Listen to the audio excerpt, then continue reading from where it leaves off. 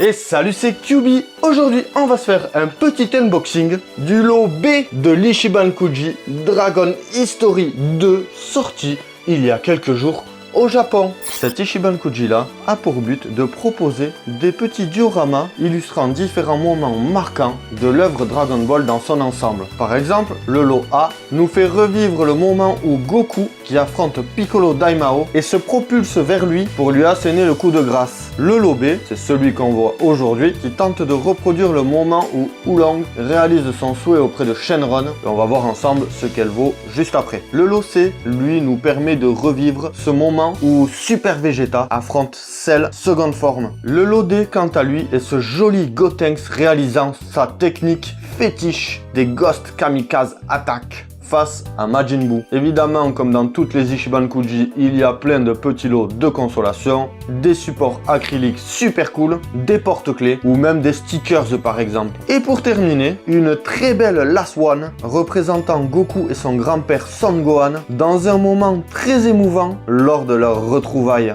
Bref, ici, on va découvrir ce que vaut le lot B de cet Ichiban Kuji. Avant qu'on attaque l'unboxing, je voulais vous glisser un petit mot pour vous dire que vous pouvez aller me suivre sur les réseaux TikTok et Instagram sur lesquels je fais du contenu exclusif que vous ne verrez probablement pas sur YouTube ou alors peut-être dans des petits shorts de temps en temps. Je les poste en short aussi, ça peut arriver, c'est vrai.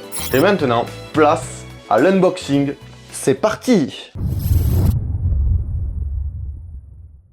Voilà à quoi ressemble la boîte, elle est vraiment super cool. On peut voir la figurine ici, on peut voir que c'est le lot B, évidemment estampillé Ichiban Kuji, Dragon Ball, et ici la série Dragon History 2, édité par Bandai. Comme d'habitude, sur le côté, un petit diorama assez sympa avec la figurine et la nuit avec la pleine lune qui est tombée.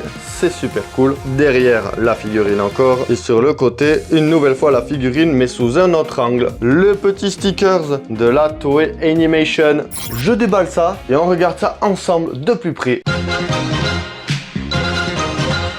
Alors voilà comment se présente la figurine. On a une grosse partie comme ça empaquetée. Ça a l'air d'être tout accroché, un petit socle là-dedans, hop, on va l'enlever de suite. Donc voilà, c'est comme un petit trépied acrylique, ça va supporter à mon avis le poids de Shenron et les moustaches du Shenron aussi. On va se déballer cette figurine là, hop, regardez-moi ça, waouh, déjà personnellement ça me plaît vraiment pas mal. Ce petit diorama là, attendez, est-ce que il y a des nuances de couleurs ou c'est ma lumière qui fait ça? Ah ouais, il y a des nuances de couleurs. Ce que je vois là, c'est vraiment super génial.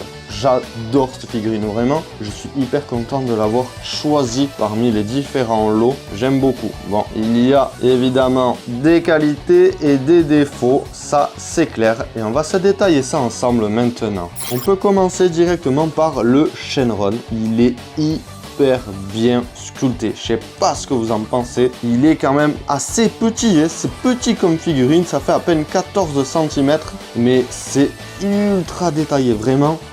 Je ne m'attendais pas à ça, je suis vraiment très content. Déjà, on peut voir que le Shenron sort d'ici, de cet éclat de lumière représentant, j'imagine, les Dragon Ball. Ça, c'est vraiment bien fait. On peut voir qu'il est super fin au départ et qu'il est en train de s'épaissir au fur et à mesure que l'on se rapproche de sa tête. J'adore son design un peu comme ça, légèrement potelé. C'est vraiment le Shenron que l'on connaît du début Dragon Ball. C'est ce Chara design, c'est hyper bien représenté, c'est fidèle au tout début de Dragon Ball. Déjà, on peut remarquer qu'il a énormément de détails dans le sculpte, les petites écailles partout, tout le long du corps, ça j'adore. Les petites cornes, elles sont vraiment cool, bien arrondies comme ceci, ça j'aime bien aussi, c'est pareil, ça me rappelle le design du début de Dragon Ball, j'aime beaucoup. Je vois ici qu'il y a des petits stries à droite à gauche, c'est vraiment super sympa. Ici, les petites narines, et donc là, ça va être pour mettre les moustaches, j'imagine. D'ailleurs, je vais les mettre en suivant pour voir.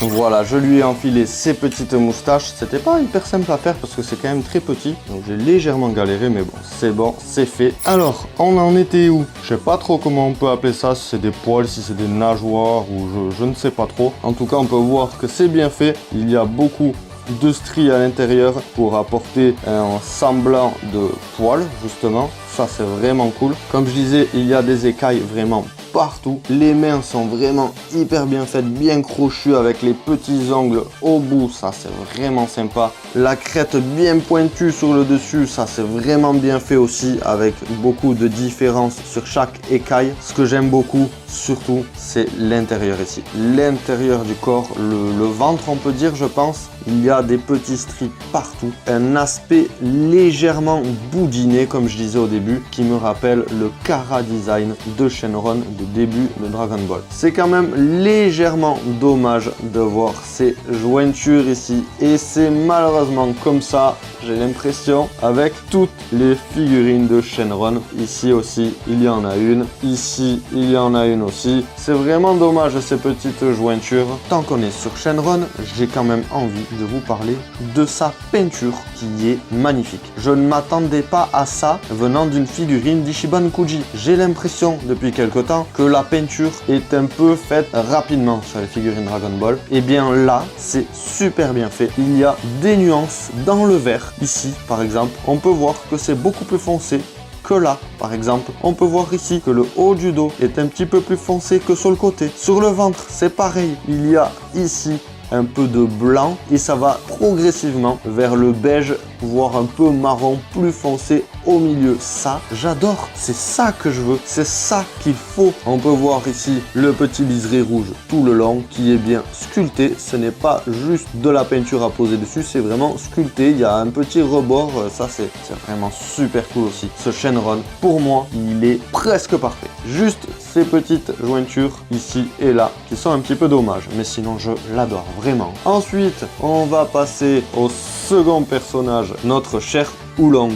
Déjà, au niveau du sculpte, eh bien, personnellement, je le trouve hyper réussi. Il est vraiment tout petit. Regardez mon doigt à côté, il est beaucoup plus grand. Mais il est vraiment super bien détaillé. On peut voir par exemple les différentes dents. On pourrait presque compter ses dents. Le groin est hyper bien fait aussi. Ces petits sourcils comme ça en relief, j'adore. Les oreilles, regardez le petit détail ici de la petite pointe là à l'intérieur de l'oreille, c'est trop bien fait. Le poing serré avec les petits doigts. La langue aussi, bien faite.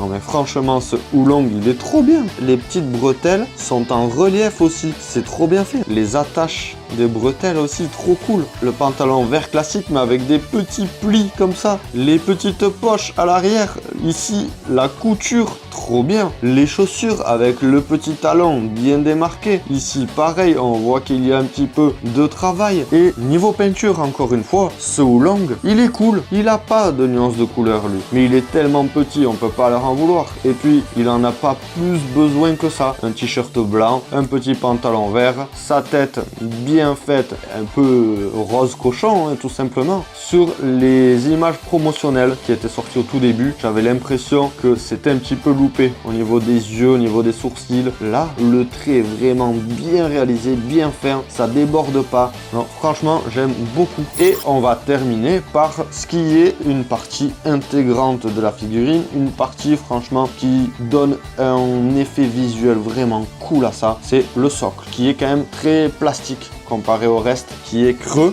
On peut voir en dessous, c'est creux, c'est pas très quali, mais c'est pas bien grave, ça va faire le taf. On a ici une sensation d'herbe avec des petites touches de plus foncé, de plus clair par endroit. Ces petits champignons typiques de ce biome dans lequel se passe cette scène, les champignons comme ça violets avec le pied blanc. Malheureusement, j'ai l'impression que eux, ils n'ont pas de nuance de couleur et ça aurait été sympa quand même de leur mettre genre un petit peu plus foncé sur les côtés, un petit peu plus clair sur le dessus, mais ça du coup c'est la lumière qui va se charger de faire ses propres nuances et je pense que ça va suffire. Le plus important, voilà, on voit que ici c'est beaucoup plus clair que sur les côtés. Là tout le tour est bien plus foncé et par endroit pam pam, ici on a des petits impacts avec du vert un petit peu plus foncé qui rend le tout hyper stylé, hyper homogène. La proposition de nous mettre cette scène là est tellement plus recherchée,